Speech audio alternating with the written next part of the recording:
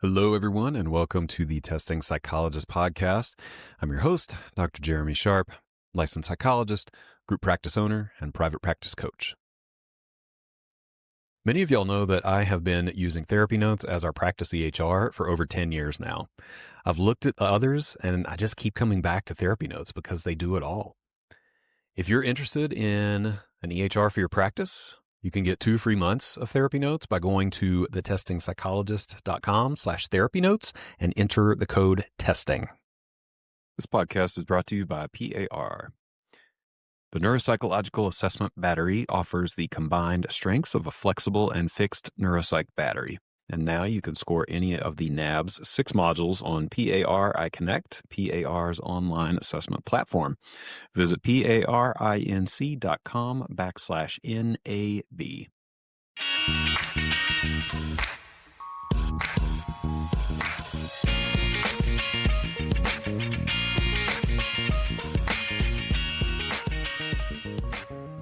You're listening to the Testing Psychologist podcast, where we talk all about the business and practice of psychological and neuropsychological assessment. But today, it's not really me. I mean, it sounds like me. The cadence, the phrasing, the subtle Colorado caffeine buzz with a touch of Southern drawl. It's all here. But this entire episode, fully generated by artificial intelligence. ChatGPT wrote the script, and ElevenLabs generated the voice. So why did I do this? Because if artificial intelligence can sound like me, what else can it do?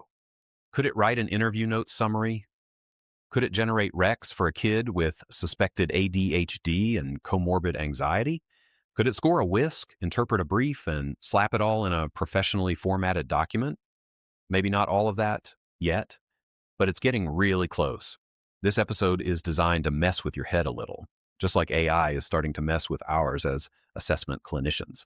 We're entering an era where automation and augmentation are creeping into the world of psychological and neuropsychological evaluation, just like it's creeping into many other personal and professional worlds. And if you're like me, that feels equal parts thrilling and terrifying. Today is the start of a new 4-part series on AI in clinical assessment, designed especially for those of us who live and breathe cognitive batteries, behavioral checklists, diagnostic impressions, and 27-page reports we hope someone actually reads. So here's what's coming over the next few days. I'm going to release an episode on AI each day for the next 3 days. Tomorrow's episode will focus on practical tools and ideas. I'll talk through common questions and offer real tools for those of us wondering how artificial intelligence can be useful. Questions like, what are the most common report writing tasks clinicians are successfully offloading to AI? Can AI summarize past evaluations or records accurately? How are people using AI with existing templates? And what's a smart way to structure that workflow? Are there examples of people using AI to adjust language for parents versus teachers versus teens and other stakeholders? And what are some simple ways to get started if you've never touched AI before? Episode 2, in a couple of days, we'll tackle ethics, supervision, and protecting clinical judgment.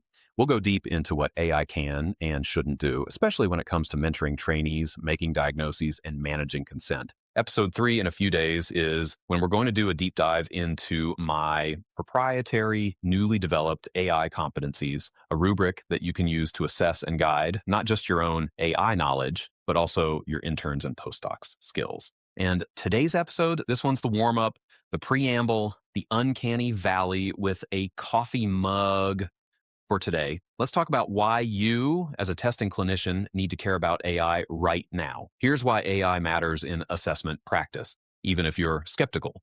1, report drafting. AI can take your handwritten, typed, or transcribed notes, test scores, and behavioral observations and spit out a rough draft of your report in minutes. 2, data summarization. Instead of spending 30 minutes summarizing 10 scales across 4 raters, AI can do the math and spit out a narrative that's 80% there. It can also transcribe scores into tables automatically just from reading electronic score reports. 3, diagnostic formulation. Not to replace your thinking, but AI can offer structured ideas or differential diagnostic pathways to consider. 4, tailored language. templates. Explain working memory, processing speed, or executive functioning at a sixth grade level. AI eats that for breakfast. 5. Scheduling and communication.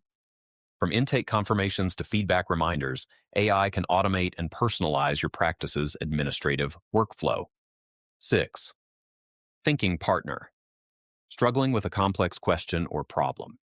You can use AI to bounce ideas around, challenge your thinking, and present new perspectives. This isn't about replacing your clinical judgment. It's about saving you from decision fatigue and administrative burnout. All of that said, AI in our field raises huge questions, especially for assessment.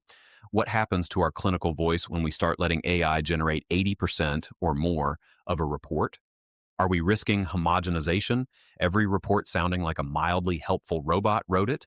Can AI actually capture nuance, like the subtle social pragmatics you observed during the IDOS, or the way a parent described their child's nighttime anxiety? Hint, probably not. Congratulations, you still have a job. Also, who's responsible when AI gets it wrong? If ChatGPT helps you generate a set of recommendations and a school follows them, but the kid doesn't improve, where does the liability fall? Just to bring this to life, let's run a quick experiment.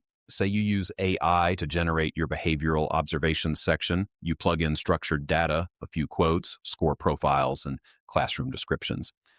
AI produces a lovely paragraph. You edit a few lines, drop it in your report. Now, who wrote that paragraph? You, I, both. And maybe most importantly, does it matter?